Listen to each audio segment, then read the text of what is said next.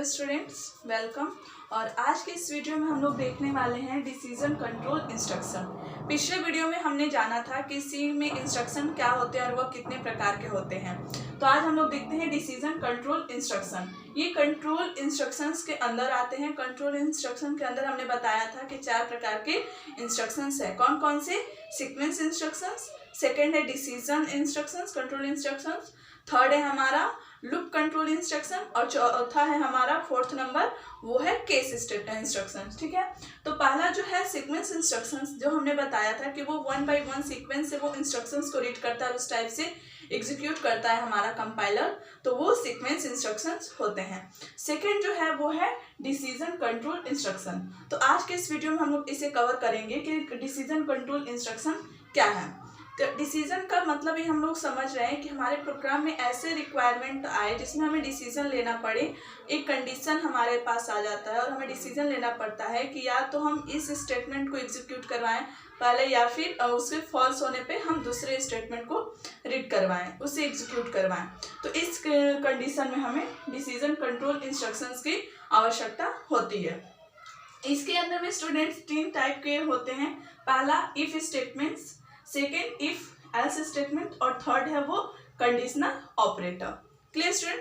तो पहला हम लोग देखते हैं कि इफ स्टेटमेंट क्या है। ठीक है, इफ स्टेटमेंट में इफ जो है वो एक कीवर्ड है। जैसे हमारे पास कोई एक प्रोग्राम आया और जिसमें हमें डिसीजन लेना पड़े कि हमें डिसीजन लेना पड़ रहा है कि कौन सा हम स्टेटमेंट पहले एग्जीक्यूट करवाना चाहते हैं और कौन सा बाद में, तो उस कंडीशन में हम एफ एल्स का यूज करेंगे। तो सबसे पहले हम देखेंगे कि इफ स्टेटमेंट क्या है। इफ स्टेटमेंट का हम सिंटेक्स देख लेते हैं। सिंटेक्स इफ का क्या होगा? सबसे पहले लिखेंगे इफ। ठीक है स्टूडेंट्स, इफ जो है वो हमारा कीवर्ड है। ठीक है, तो ये जब भी लिखेंगे हम स्मॉल में यहाँ पे लिखेंगे इफ हमारा कीवर्ड है। उसके बाद से कंडीशन डालेंगे यहाँ पे हम।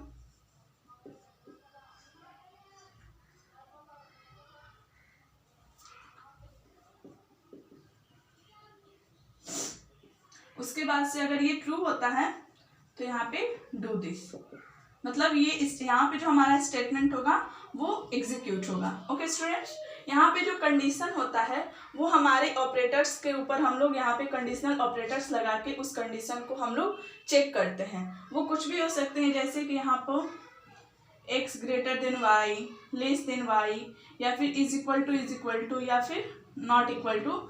ये हम सारे ऑपरेटर्स का यूज करके इसे हम बना सकते हैं। ठीक है, और एक छोटे से प्रोग्राम्स के थ्रू हम इसे जानते हैं। एक छोटा सा प्रोग्राम देख लेते हैं, हमें ये क्लियर हो जाएगा। सबसे पहले यहाँ लिखते हैं हम हैज इंक्लूड stdio.h, उसके बाद has include conio.h। Clear student? Next यहाँ पे हम void मेन ले लेते हैं। कुछ रिटर्न हमें नहीं करवाना है इसलिए void ले रहे हैं। void मेन फंक्शन यहाँ पे, और यहाँ पे एक वैल्यू हम लोग डिक्लेयर कर ले रहे हैं। वेरिएबल वैल्यू लेने के लिए इंट a या फिर i। ठीक है student, int i।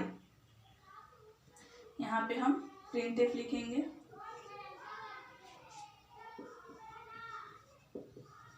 printf enter a value.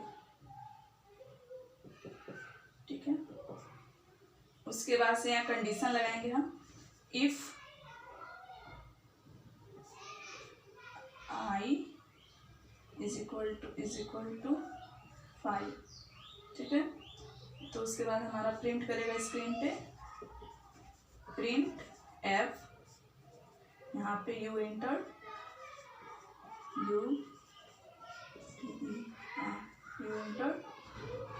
5। उसके बाद से गेट ch, सेमीकोलन, उसके बाद से कर्ली ब्रेसेस बंद।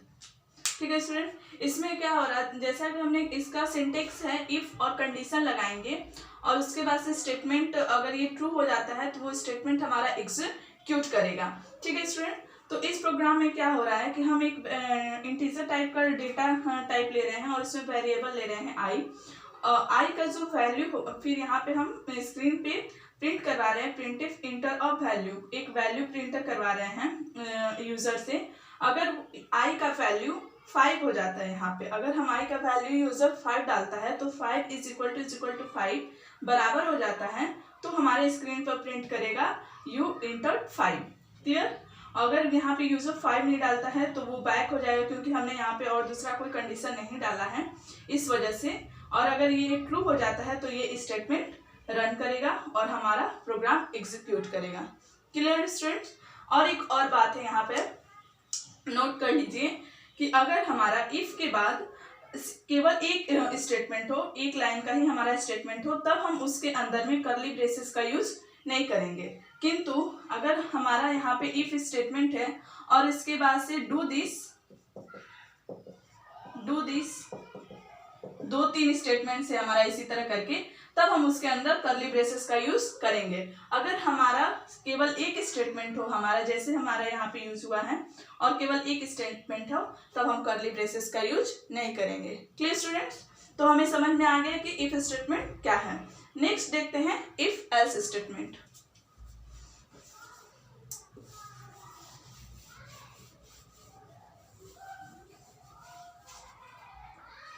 सेकेंड देखते हैं हम लोग एफ एल्स स्टेटमेंट क्या है। ठीक है, इसका सिंटेक्स सेम है स्टूडेंट्स। सिंटेक्स इसका है इफ, और यहाँ पे कंडीशन डालेंगे if this condition is true.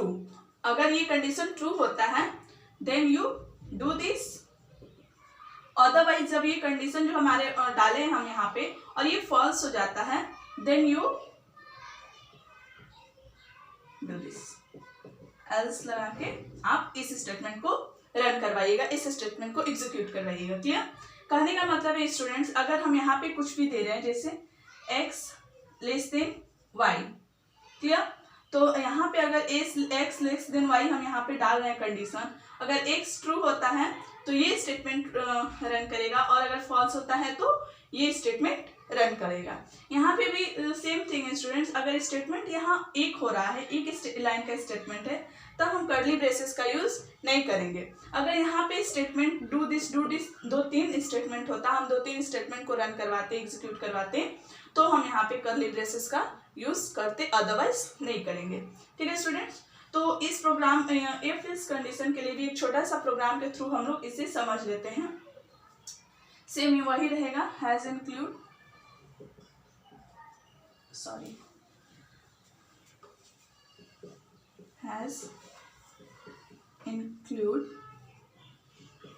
stdio.h, next has include conio.h। यहाँ पे मेन फंक्शन में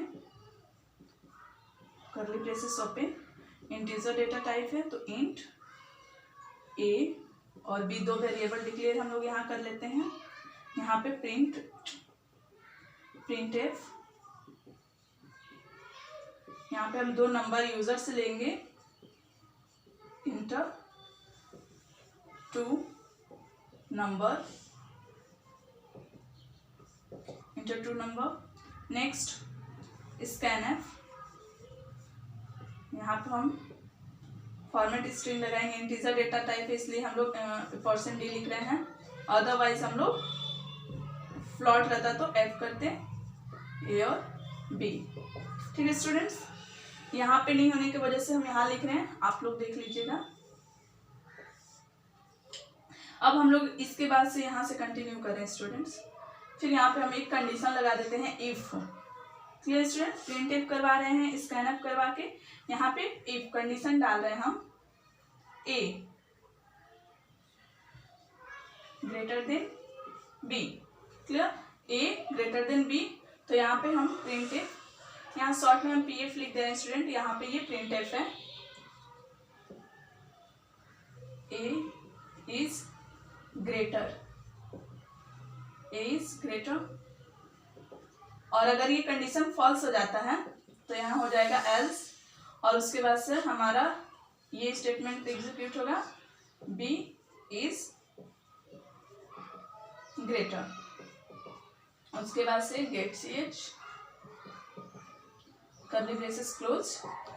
ठीक है स्टूडेंट्स, इस प्रोग्राम में है हम लोग यूजर से 2 नंबर ले रहे हैं इंटीजर टाइप का a और b, और हम उसे प्रिंटर स्कैन करवा के मेमोरी में वो वैल्यू को लोकेट कर रहे हैं। नेक्स्ट हम यहाँ पे कंडीशन डालते हैं, कंडीशन डाल रहे हैं if a greater than b, अगर a b से बड़ा हुआ तो हमारा क्या कौन सा स्टेटमेंट एग्जीक्यूट होगा, a इज ग्रेटर। अगर ये कंडीशन फॉल्स हो जा रहा है और एल्स में आ जाता है तो हमारा प्रोग्राम में वो कौन सा स्टेटमेंट एग्जीक्यूट होगा, b is greater. Clear student, तो हमें समझ में आ गया एफ और एल्स का कहाँ पे हमें प्रोग्राम में किस प्रकार से यूज करना है। नेक्स्ट है कंडीशनल ऑपरेटर, इसे देख लेते हैं।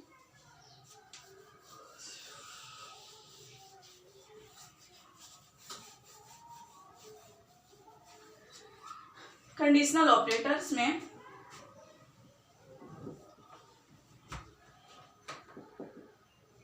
Expression 1,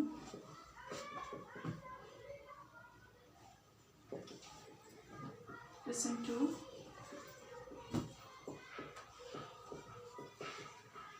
expression 3। यहाँ पे ये ऑपरेटर का यूज होगा क्वेश्चन मार्क का, और यहाँ पे हम लोग कंडीशन अगर डालते हैं इफ टेस्ट, अगर इफ राइट होता है, अगर इफ कंडीशन ट्रू होता है तो एक्सप्रेशन 3 यहाँ पे एल्स होगा, और ये स्टेटमेंट यहाँ पे